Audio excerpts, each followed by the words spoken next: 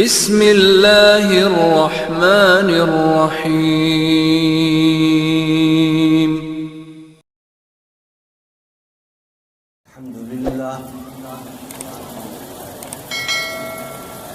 الحمد للہ الذی لم یزل عالما قدیرا حیا قیوما سمیعا بصیرا والصلاة والسلام على رسوله أرسله بالحق بشيرا ونذيرا وعلى آله وأصحابه كثيرا كثيرا أما بعد فأعوذ بالله من الشيطان الرجيم بسم الله الرحمن الرحيم وكم أرسلنا من نبي في الأولين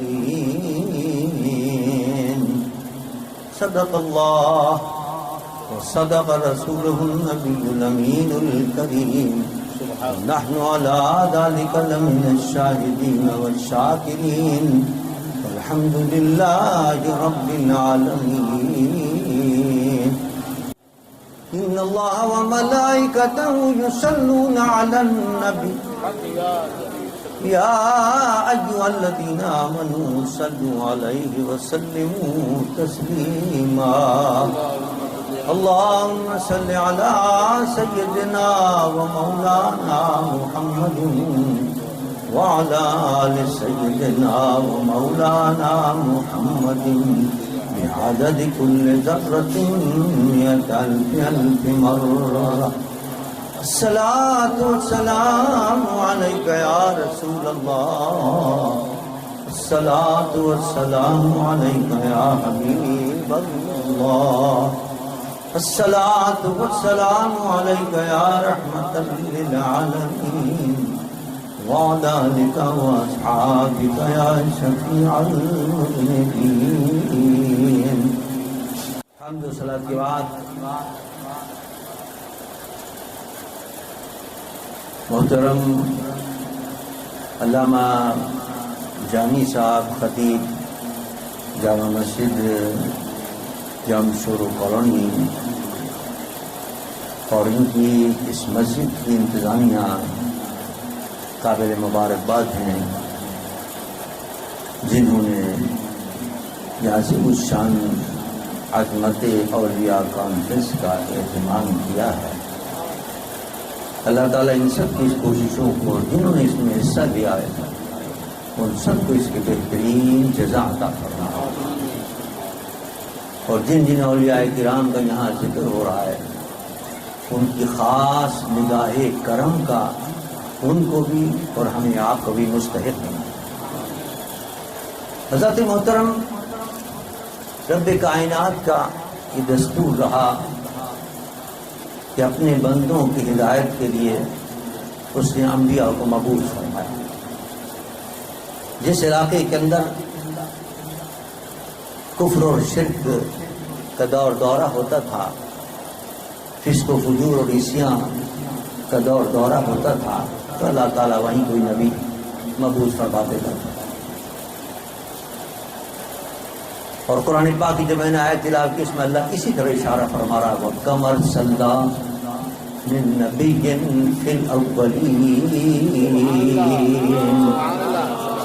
ہم نے تم سے پہلے لوگوں میں ہمارے اپنے محبوب کے آنے سے پہلے ہم نے کتنے، ایک نہیں دو نہیں، کتنے نبی بھیجے پہلے لوگوں کے، کوئی تعداد پتہ نہیں، 360 تھے یا کتنے تھے اس کی تعداد اللہ نے فرمایا کم ارسلنا، کتنے بھیجے. جس علاقے کے اندر ضرورت پڑتی تھی اس علاقے کے لیے نبی آتے تھے، لیکن جب میرے اور آپ کی آقا کی باری آئی تو فرمایا تبارک الذی نزل الفرقان علی عبدہ لِيَكُونَ لِلْعَالَمِينَ نَذِيرًا. ہم نے اپنا محبوب بھیجا ہے، اور وہ کوئی ایک علاقے کے لیے نہیں آیا، ایک شہر کے لیے نہیں آیا، بلکہ وہ اور ایک جہاں کے لیے نہیں، عالمین ساری کائنات کے لیے ہم نے اس کو نبی بنا کر بھیجا، سارے جہانوں کے نبی بنا کر بھیجا۔ اب اس کے بعد کسی نبی کی ضرورت نہیں، اس لیے کہ ایک علاقے میں ضرورت ہوتی تھی، دوسرے علاقے میں ضرورت ہوتی تھی، تیسرے میں ضرورت ہوتی تھی، چوتھے میں ضرورت ہوتی تھی، لیکن جب ساری کائنات کے لیے ایک نبی آ گیا، اب کسی کی ضرورت ہی نہیں۔ اس لیے فرمایا ہوا ما کان محمد ابا احد من رجالکم ولکن رسول اللہ وخاتم النبیین وکان اللہ بکل شیء علیما۔ اب ہمارا محبوب ساری کائنات کے نبی بن کر آ گیا، اب کسی نبی کی ضرورت نہیں ہے، بس یہ آخری نبی ہے، اس کے بعد کوئی نبی نہیں آتا۔ اے اللہ، اگر ضرورت پیش آئی کسی علاقے کے لیے، وہاں کفر کا اندھیرا چھا گیا، وہاں اگر فسق و فجور زیادہ بڑھ گیا، تو کون آئے گا وہاں ان کو ہدایت کرنے کے لیے؟ میرے آقا نے فرمایا علماء امتی کا انبیاء بنی اسرائیل، فرمایا میری امت کے جو اولیاء حق ہوں گے، علماء حق ہوں گے، ان کو اللہ نے بنی اسرائیل کے نبیوں کا نشان عطا کی ہے، وہ جس جگہ جائیں گے اسلام کا پرچم لہراتے چلے جائیں۔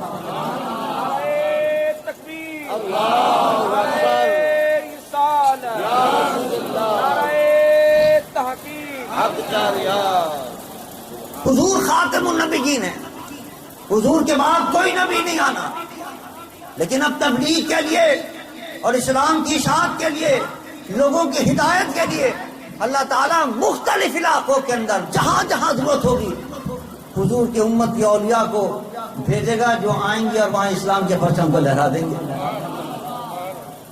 حضرت قربان جاؤں، اس علاقے کو ضرورت پڑی تو حضرت دادا گنج بخش علی حجویری تشریف لائے، یہ مہینہ ان کا بھی ہے، دادا گنج بخش علی حجویری کا۔ اور دیکھیے کیا شان تھی، مرشد نے حکم دیا جاؤ لاہور میں ضرورت ہے سب، وہاں ڈیرہ جما لو۔ مرشد سے عرض کرتے ہیں حضور وہاں تو حسین سنجانی بہت بڑے ولی کامل موجود ہیں، وہ پہلے سے تبلیغ کر رہے ہیں، لوگوں کو مسلمان بھی کر رہے ہیں، راہ راست پر بھی لوگوں کو لگا رہے ہیں، مجھے کیا ضرورت ہے مجھے بھیجنے کی؟ فرمایا نہیں جاؤ، تمہاری ضرورت ہے۔ اب ذرا دیکھیے اللہ کے ولیوں کی نگاہ کہاں تک جاتی ہے۔ حضرت داتا گنج سے یہ اپنے مرشد کے حکم پر جب لاہور پہنچے ہیں، اور لاہور کے اندر جب داخل ہو رہے تھے تو سامنے سے جنازہ آ رہا۔ آپ نے پوچھا یہ کس کا جنازہ ہے؟ فرمایا یہ حسین زنجانی کا جنازہ آ رہا۔ آپ کے مرشد نے پہلے سے دیکھ لیا کہ ان کا وصال قریب ہے، حسین زنجانی انتقال کرنے والے ہیں، لہٰذا کون سنبھالے گا اس علاقے کو؟ جاؤ اس علاقے کو سنبھالو۔ یعنی آپ اندازہ کیجئے ایک لمحے کی تاخیر بھی نہیں گوارا کی، ایک آن کی تاخیر گوارا نہیں کی۔ ادھر جنازہ اٹھا، ادھر حضرت داتا گنج بخش علی رحمۃ اللہ علیہ ہدایت کے لیے پہنچا۔ تو کس طرح ہدایت کی ہے؟ اقبال کہتا ہے کہ خاک پنجاب از دم او زندہ گشت، خاک پنجاب از دم او زندہ گشت، اور صبح ماں از مہر او تابندہ گشت۔ پنجاب کی خاک کو اگر زندہ کیا ہے، مردہ ہو چکے تھے لوگ، اس مردہ دلوں کو اگر کسی نے زندہ کیا ہے تو داتا گنج بخش علی حجویری نے، اور صبح ماں از مہر او تابندہ گشت۔ ہماری صبح، قربان جاؤں کیا الفاظ ہیں اقبال کے، کہتا ہماری صبح جو تھی، اس صبح کو اگر روشن کیا ہے تو دادا گنج بخش علی حجویری کی چاند نے روشن کیا۔ بس صبح تو پہلی روشن ہوتی ہے، صبح میں تو کیا نام ہے سورج نکلتا ہے، اس میں چاند کی کیا ضرورت ہے؟ فرمایا نہیں، ہماری صبح بھی کفر کی وجہ سے، شرک کی وجہ سے، فسق و فجور کی وجہ سے، گناہوں کی تاریکی کی وجہ سے صبح نہیں تھی، وہ تو رات سے بھی زیادہ تاریکی تھی. اس تاریکی کو اگر روشن کیا ہے تو داتا گنج بخش کے چاند نے روشن کیا. نعرہ تکبیر، نعرہ رسالت، فیضان اولیاء جاری رہے گا. یہاں ضرورت پڑی تو اللہ تعالیٰ نے حضرت داتا گنج بخش علی ہندیری کو بھیجا. اور جب پورے ہندوستان کے اندر کفر کا غلبہ تھا، کوئی نام نہیں لے سکتا تھا، اسلام کا نام لینا جرم تھا. اکبر نے نیا دین ایجاد کر دیا تھا لوگوں کو گمراہ کرنے کے لیے. اور گمراہ بھی ایسا کرتا، کہتا میں نے نیا دین ایجاد کیا ہے، اور دین ایسا ہے کہ اس کے اندر تمہیں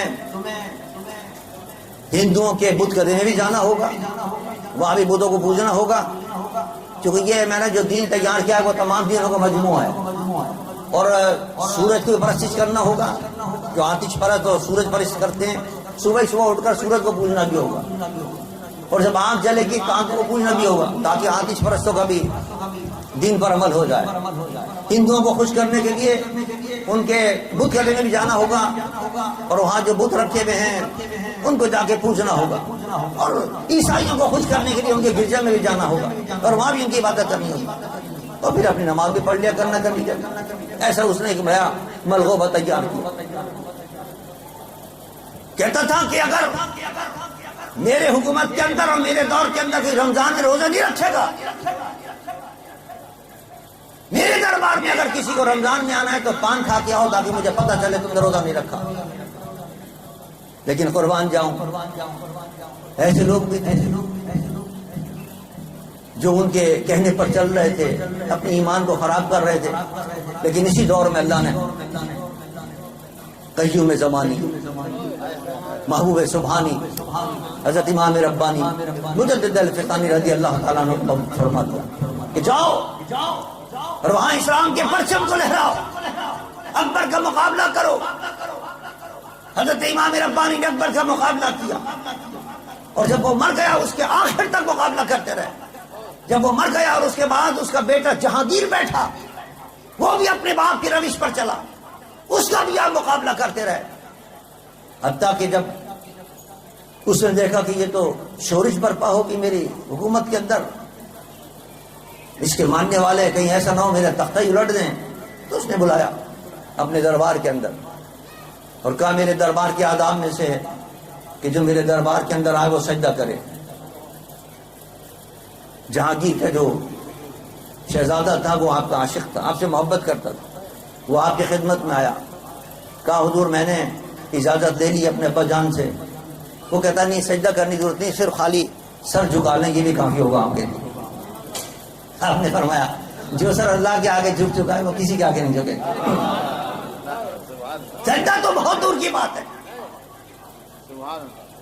کسی غیر، کسی دشمن کے آگے، اسلام کے دشمن کے آگے کسی کے آگے بھی جھکنا اسلام گوارا نہیں کرتا. چاہے جائے کہ اسلام کا دشمن ہے وہ اور اسلام کے خلاف احکامات دے رہا ہے، اس کے آگے نہیں جھکے گا سر.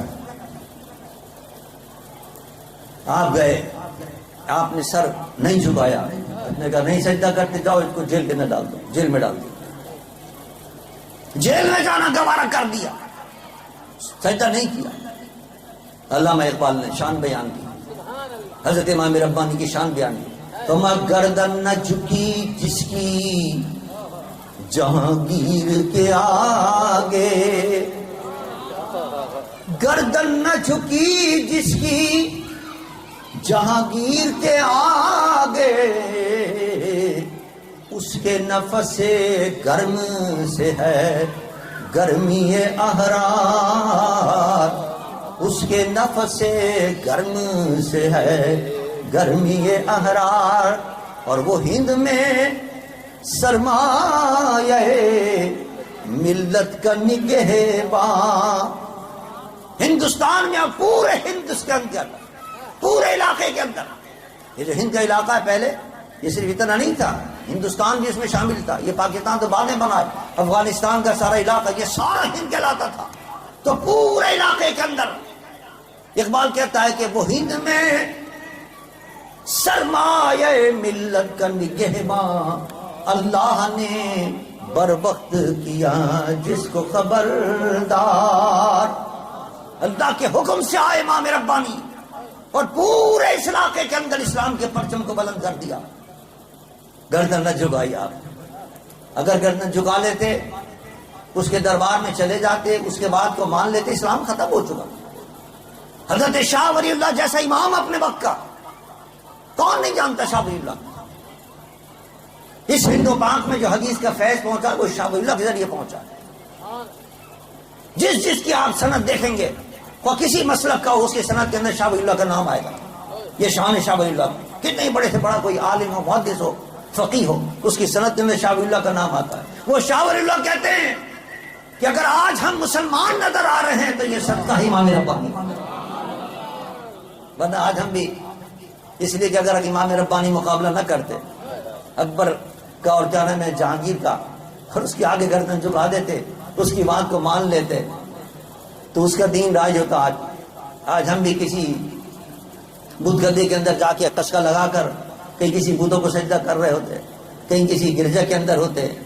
اگر ہمارا سر آج آپ کی اس مسجد کے اندر نہ جا کے جھک رہا ہے تو امام ربانی کا صدقہ ہے. اسی لیے شکر ادا کرنے کے لیے آج اس مسجد کے اندر امام ربانی کا دن منایا جا رہا ہے، ان کی یاد منائی جا رہی ہے. اور اقبال کہتا ہے کہ یہ ان میں سرمایہ ملت کا نگہباں اللہ نے بر وقت کیا جس کو خبردار. گردن نہ جھکی جس کی جہانگیر کے آگے، اس کے نفس گرم سے ہے گرمی احرار. کیا مطلب اس کا؟ کہتا ہے اس پورے خطے کے اندر جہاں جہاں آزادی کی تحریکیں چل رہی ہیں اس کے اندر جذبہ آپ کو امام ربانی کا نظر آئے.